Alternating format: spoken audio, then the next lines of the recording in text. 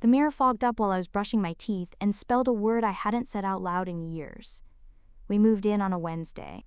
The building manager said the place had been empty since '93. Tenants died, whole family. No crime, no haunting, just silence. The rent was too good. The hallway lights buzzed like they hadn't been replaced in decades. The elevator had an out-of-order sign, but still opened when we pressed the button. We should have left then. The first night the place was cold. Not temperature, atmosphere. Like the air wasn't stale, but waiting. The layout was weird. Bathroom mirror directly across from the bed. Open layout, no wall. No one thought that was creepy? I brushed my teeth. Fog covered the glass. And then, like fingers dragging across steam, a word appeared. Unpack. I called my girlfriend. She laughed nervously. Cool trick, babe. When did you do that? I didn't. Next morning, nothing on the mirror, but when I got out of the shower, E.T. Now it felt like a warning. By night 2, the air in the room felt thicker. Our boxes were still half packed, but the mirror didn't like that. It screamed at us with one word. Now. The fog on the glass stayed for over 10 minutes, no matter how dry the air got. We unpacked everything, fast. Inside one of my boxes, a photo I'd never seen. A kid in the hallway of our new building. Standing by the elevator. Behind him, a figure in the mirror. We don't own any old photos. We don't know the kid. But when I asked the building manager, he stared at the picture and whispered, I told them not to cover up that mirror in '93. It wasn't a wall back then. It was a door. You think you're alone until your reflection starts doing things you didn't. I taped over the mirror that night. Garbage bag, duct tape, double layers. I didn't want to see what it would say next. But in the middle of the night, we woke to a rustling sound. In the dark, I could just make out the silhouette of the bag, moving. Not shaking, not falling. Stretching, like the mirror was breathing. The tape held until morning. I ripped it down fast, just to be sure it was still a mirror. And there it was. Good morning, Jake. My name. We never told anyone our names when we moved in. I checked my girlfriend's side of the mirror. Nothing. Then steam formed again, but only on her side. You shouldn't be here. That night she wanted to sleep on the couch. I don't like it when it watches us, she said. It's a mirror, I told her, though I didn't believe it anymore. We fought. Not loud, not dramatic, just long enough for the room to feel cracked open. Then we heard it. Not outside, not inside. Between the walls. A voice. I remember her. I ripped the mirror off the wall. Behind it. Not plaster. Just another mirror. Behind that, a hole. Dust. Wires. And something else. A black and white photo nailed into the concrete. It was our bedroom. From above. Like security footage. Except there was a man in the bed. And he looked exactly like me. Only older. And dead. The man in the photo looked just like me, only older, and very, very dead. I stared at the photo for hours. Same jawline, same scar on the eyebrow, same tattoo on the wrist, the one I got 2 years ago. But this photo looked like it was taken in the '90s.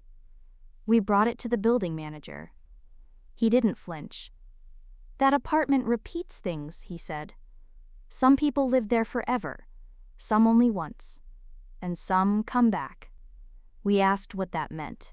He just said, if the mirror knows your name, it means it's already watched you die.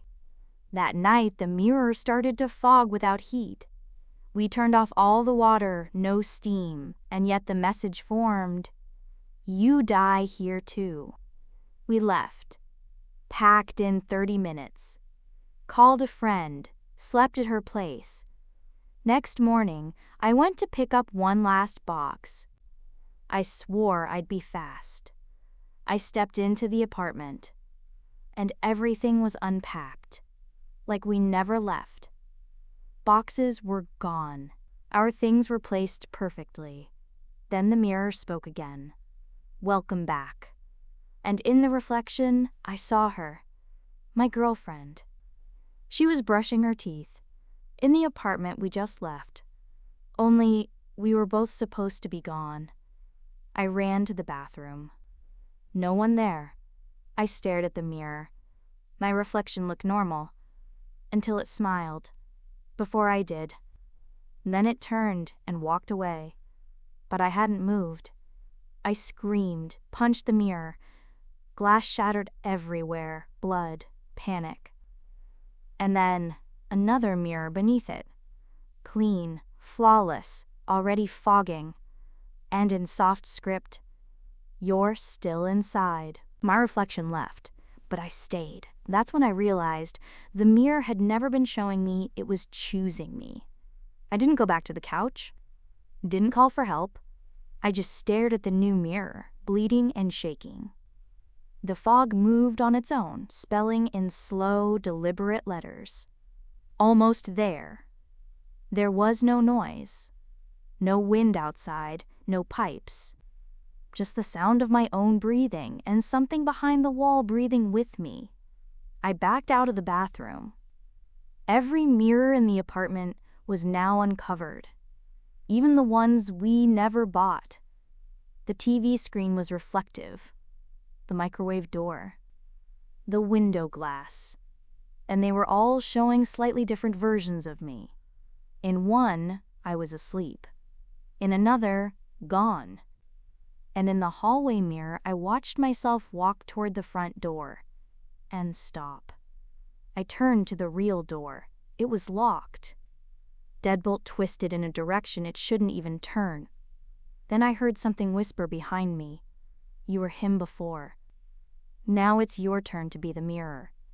I started smashing every reflective surface in the apartment.